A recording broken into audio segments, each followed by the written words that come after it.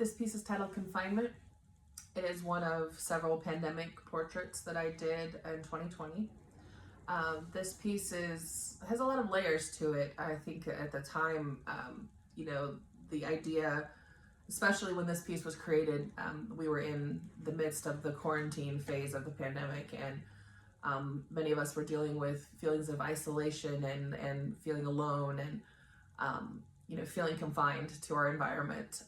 What ended up happening though for a lot of people, and this is what I wanted to talk about in this piece, was during that time of isolation, many people found the opportunity to really turn inward and try to take the time to really work through things that may have been bothering us, or things that we had neglected during the busyness of what we would call our normal, beforehand.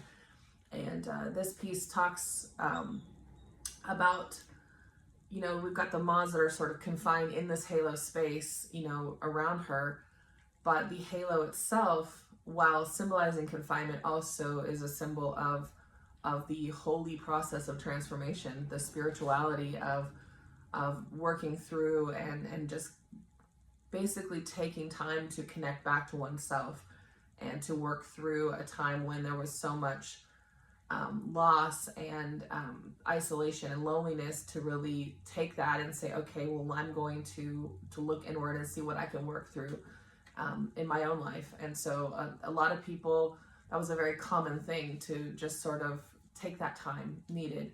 So this piece is a lot about that turning inward and working through, and in the confinement, taking time for growth and transformation, and taking that time to just be with yourself in that way. And so the moths are a continual symbol for me in my work for underrepresentation.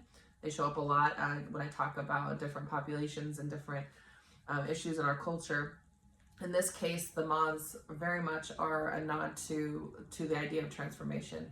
Within that confined space, these moths are symbolic of the strife and the change and the season of what this was for many people.